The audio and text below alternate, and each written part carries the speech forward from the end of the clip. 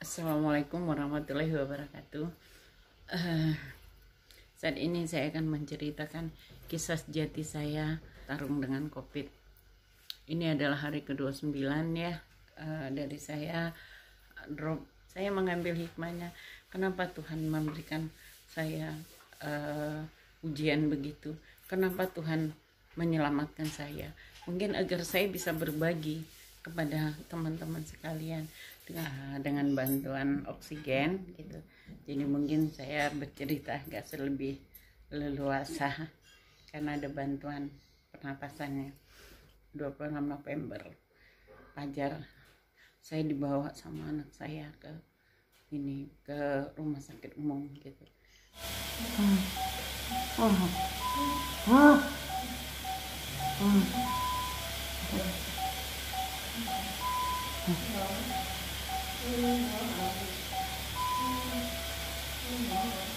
Saat itu adalah kepala saya rasa ditusuk 1000 paku mungkin. Kemudian sendi-sendi saya ini sakit semua. Kerongkongan saya ini berat sekali dan terasa pahit gitu. Dan saya nggak bisa bernapas. Itu yang sangat sulit.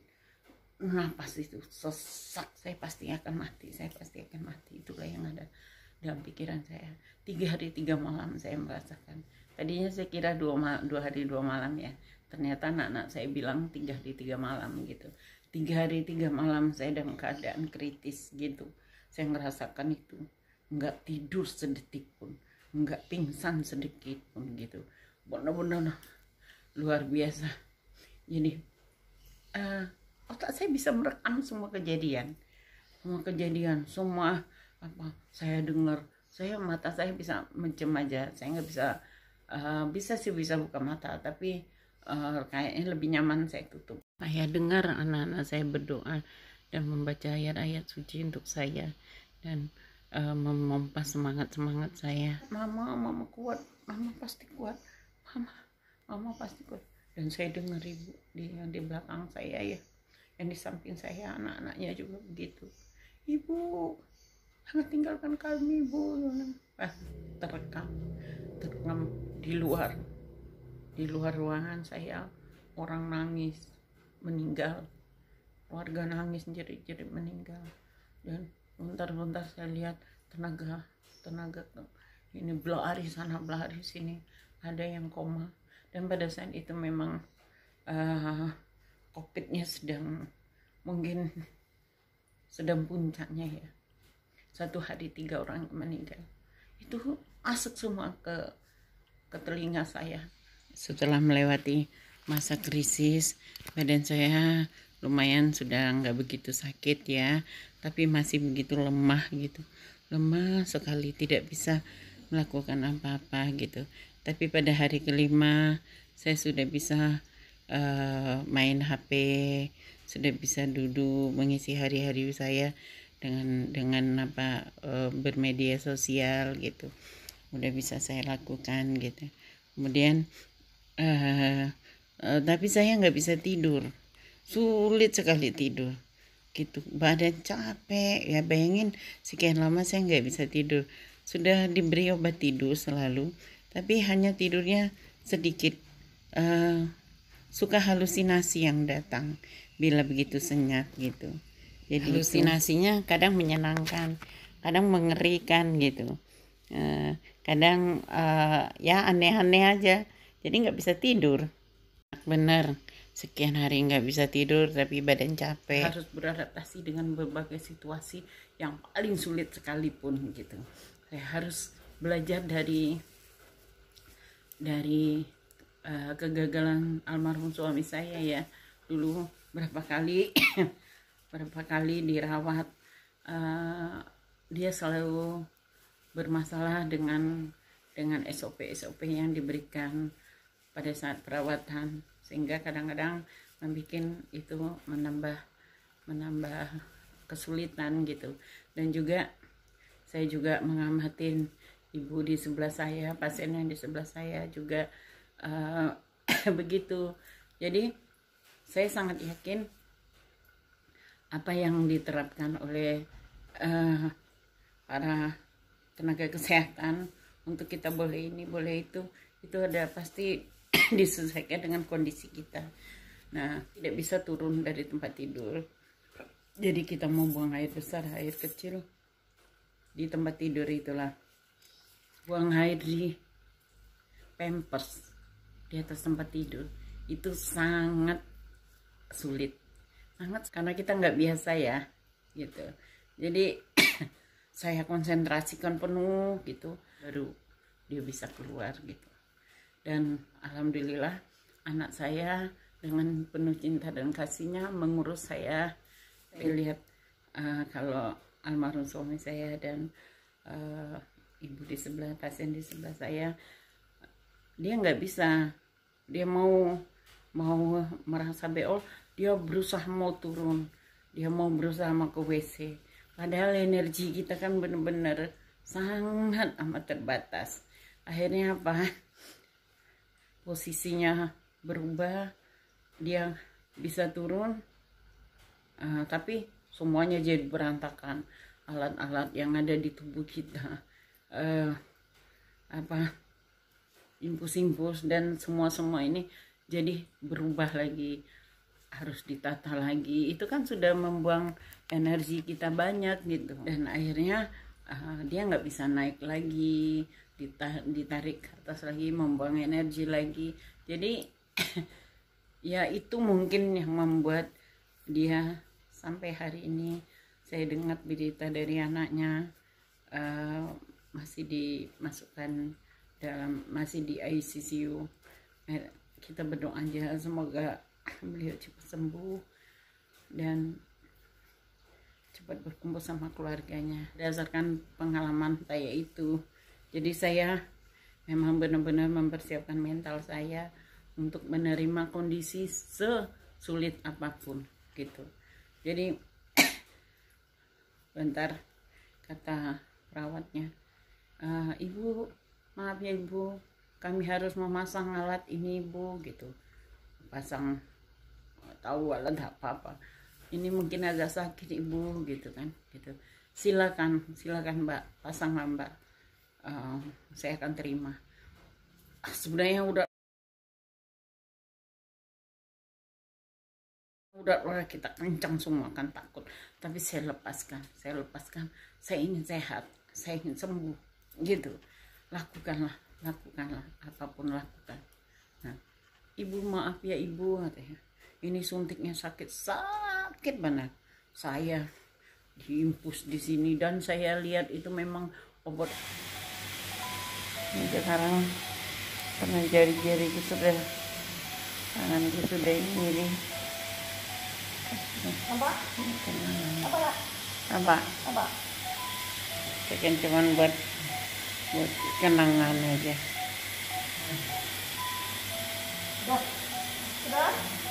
Ya, makasih ya Pak. Ini mbak siapa nih? Airlin. Iya, makasih ya. Ya. Obat-obat yang dimasukkan di tubuh itu memang banyak benar. Tapi kayaknya vitamin gitu ya. Di sini, kemudian sini bengkak, dipindahkan lagi.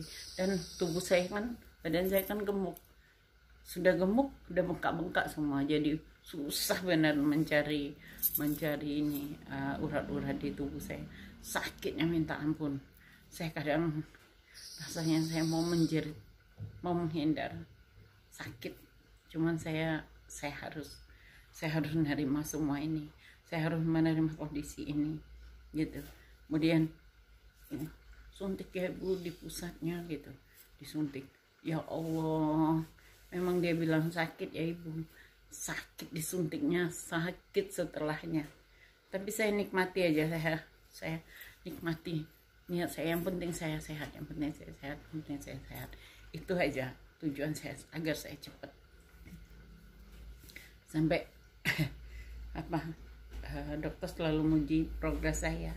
Ibu bagus katanya, ibu cepat, ibu ini mudah-mudahan ibu cepat sembuh katanya, karena kalau melihat progres ibu bagus sekali katanya gitu. Nah, dan itu menambah semangat saya.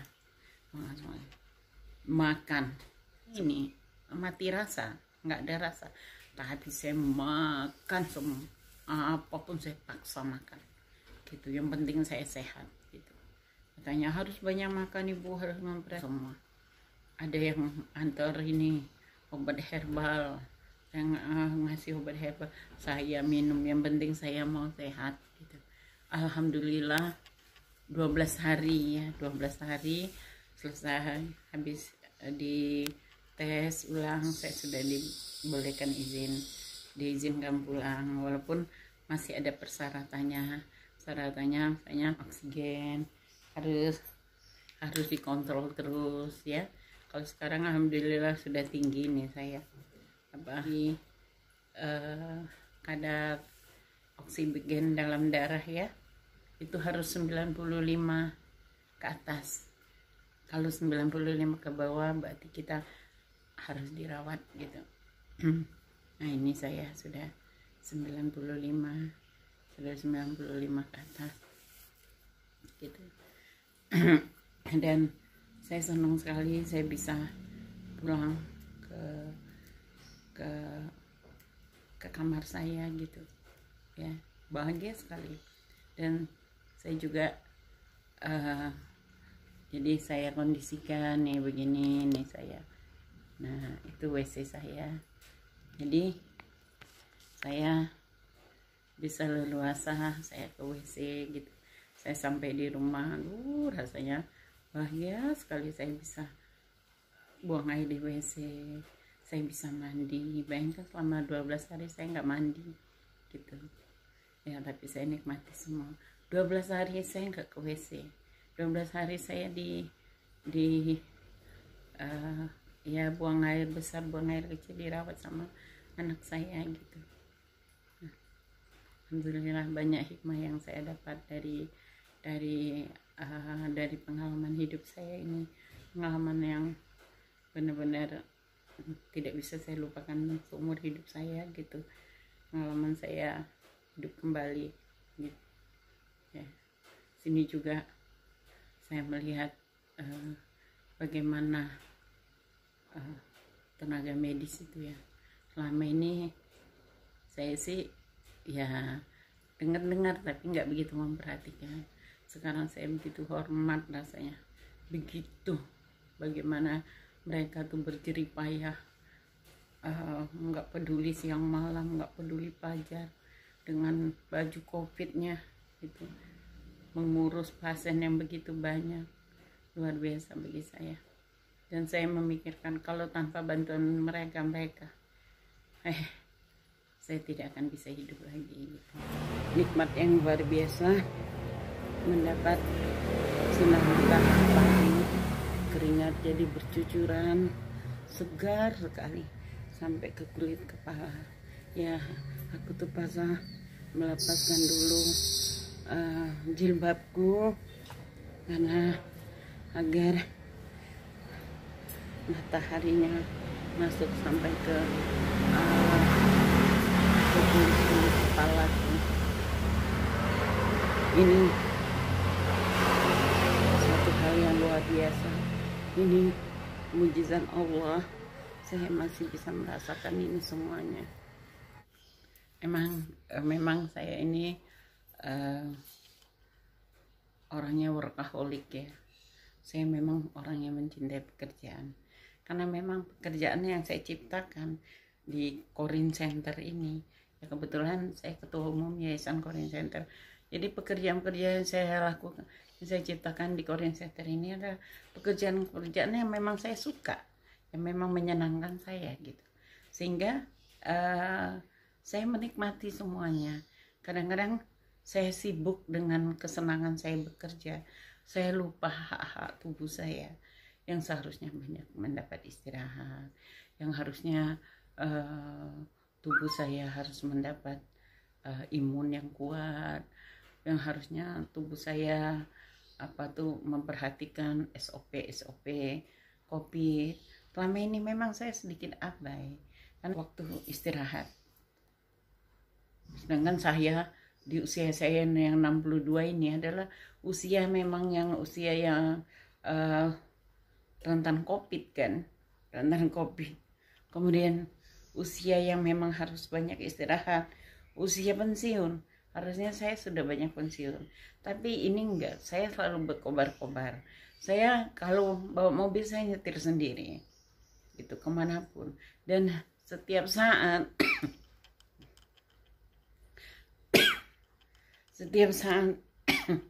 saya melibatkan diri, walaupun sebenarnya sih di Korean Center itu nggak perlu keterlibatan saya, nggak ada. Saya juga anak-anak saya sudah bisa jalan, bisa ini sendiri, tapi saya nggak. Saya menjadi motivator di Curug, saya apa tuh ngisi ngisi acara di mana, balik saya nyetir lagi, saya ngisi acara minggu sebelum saya sakit. Saya ke ini, saya touring ke berbagai cabang Korean Center, di Dumai, di Padang, di Pekanbaru, di Jambi, di Muara Bungu. Kami naik darat sama 4 orang teman, tapi ada supir gitu. Nah, perasaan saya semenjak itu badan saya memang agak rewel gitu, agak kadang rasa masuk angin ya. Tapi karena saya lanjutkan dengan kerjaan ke sana, kerjaan ke sini gitu, ngisi acara sini di situ, mungkin itu saya pikir tubuh saya butuh istirahat, tapi saya belum kasih istirahat gitu. Nah, jadi memang sudah agak rewel tubuh saya, terasa sakit, terasa seperti flu. Saya pergi ke rumah sakit, disuruh opname, saya nggak mau balik. Kemudian saya kerok, saya bekam, kok masih juga. Jadi anak saya ini mengirim ini filtrasi oksigen, untuk melihat kadar oksigen anak saya di yang di Solo. Dia memperhatikan sekali kesehatan saya. Kemudian sama ada ponakan saya dokter. Kemudian mereka mengirim tim swab ke tempat saya. Dan setelah di swab, saya memang benar-benar COVID. Dan anak-anak saya suruh saya ke rumah sakit. Tapi saya nggak mau. Saya pikir saya nggak COVID, itu salah. Saya hanya flu.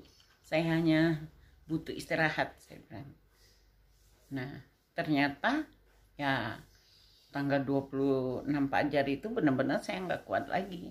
Saya nggak bisa bertahan lagi. Saya memang harus ke rumah sakit gitu. Nah, itulah kejadiannya. Nah, dan saya pikir itulah karena kemasa bodohan saya dengan COVID selama ini. Akhirnya saya diberi pelajaran tentang COVID sekarang. Maka itu saya ingin menjadi inspirator, ya. Saya ingin bercerita banyak tentang saya, agar yang lain bisa mengambil hikmahnya, ya. Tidak abai lagi dengan COVID gitu, dengan SOP. Percayalah, pemerintah itu membuat SOP, ya, itu memang karena dia sayang dengan kita.